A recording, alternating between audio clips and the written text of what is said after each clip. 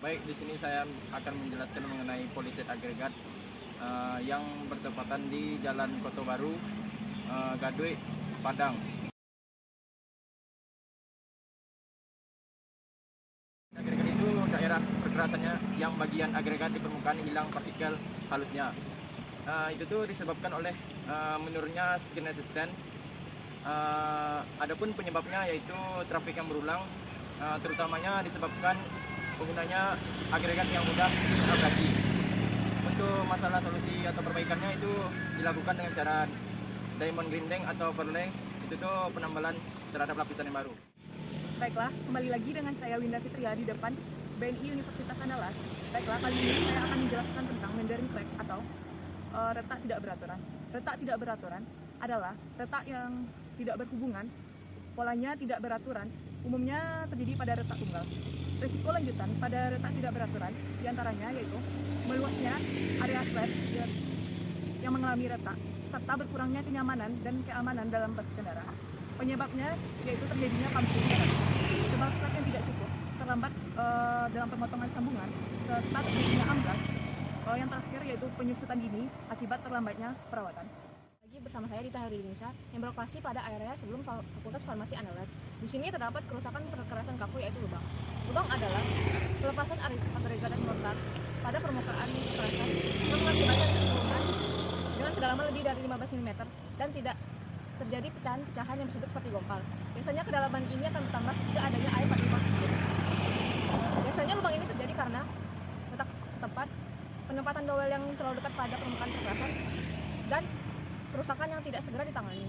Jika lubang ini dibiarkan terus-menerus, maka akan terjadi ditambahnya luas permukaan lubang, berkurangnya kenyamanan berkendara, dan membahayakan keselamatan berkendara. Cara menangani kerusakan perkasan ini adalah dengan cara penambalan. Sekian dari saya. Baik, di sini saya akan menjelaskan mengenai retak melintang.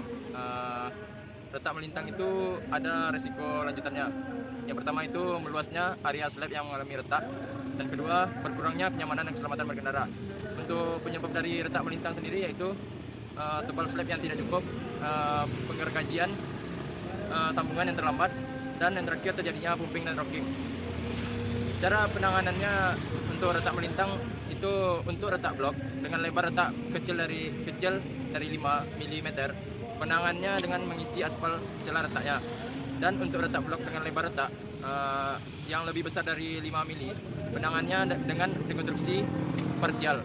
Baiklah, kembali lagi dengan saya. Kali ini saya akan menjelaskan kerusakan pada perkerasan kaku, diantaranya yaitu depression atau amblas. Amblas adalah penurunan secara permanen pada permukaan slab dan umumnya terletak pada retakan atau pada sambungan. Resiko lanjutan dari amblas yang pertama yaitu mengurangi kenyamanan kita dan keselamatan kita dalam berkendara, sehingga menyebabkan genangan air pada permukaan slab sehingga masuk ke dalam perkerasan. Penyebab terjadinya amblas yang pertama, pemadatan pada fondasi yang kurang baik, serta pemadatan pada tanah dasar yang tidak rata, dan daya dukung tanah dasar yang kurang baik. Yang terakhir penyebabnya yaitu hilangnya butiran halus pada lapis fondasi atau akibat pumping. Cara solusi perbaikan dari amblas sendiri, jika kedalamannya melebihi dari 25 mm, maka cara penanganannya dengan tambalan. Sedangkan jika melebihi dari 25 mm, jika kurang dari 25 mm, maka solusi perbaikannya dengan lapis perata. Kembali lagi bersama saya Dita Indonesia yang berlokasi pada Bundaran Fakultas Kedokteran Universitas Andalas. Di sini terdapat kerusakan perkerasan kaku yaitu gompal. Gompal adalah pecahan yang umumnya terjadi pada bagian tepi permukaan slab, sudut, sambungan, ataupun retakan. Biasanya kedalaman gompal ini bervariasi hingga lebih dari 50 mm. Penyebab gompal ini biasanya terjadi karena infiltrasi material yang tidak elastis ke dalam sambungan atau slab, kemudian pelemahan bagian tepi permukaan slab akibat pengerjaan, korosi tulangan, dan pemasangan dowel yang tidak baik. Jika gompal ini terus dibiarkan, maka permukaan slab yang mengalami gompal akan lebih besar dan mengurangi kenyamanan dan keselamatan dalam berkendara. Cara penanganannya yaitu jika gompal yang melebihi dari 50 mm, maka sebaiknya ditangani dengan tambalan, dan jika kurang lebih kurang dari 50 mm, maka dilapisi ulang dengan tipis. Baik, di sini saya akan menjelaskan mengenai kerusakan pengisi sambungan. Adapun penyebab dari kerusakan pengisi sambungan ini, yang pertama itu pausan dan pelapukan bahan pengisi. Dan kedua, kualitas bahan pengisi yang rendah. Yang ketiga, kurangnya kelekatan bahan pengisi terhadap dinding sambungan. Yang keempat, terlalu banyak atau tidak cukup bahan pengisi di dalam sambungannya. Mungkin akibat dari kerusakan pengisi sambungan tersebut yaitu terjadinya pumping dan rocking. Selanjutnya, meningkatkan kebisingan. Yang terakhir yaitu keselamatan pengendara. Mungkin untuk solusi dari kerusakan pengisi tersebut dengan menggantikan bahan pengisi sambungannya. Mungkin itu saja yang dapat saya sampaikan. Terima kasih. Saya berlokasikan di Jalan Anduriang Padang. Di sini saya menemukan kerusakan pada perkerasan kaku, yaitu patahan. Untuk lebih jelasnya, mari kita lihat video berikut. Patahan adalah perbedaan elevasi antara slab akibat penurunan pada sambungan atau retakan.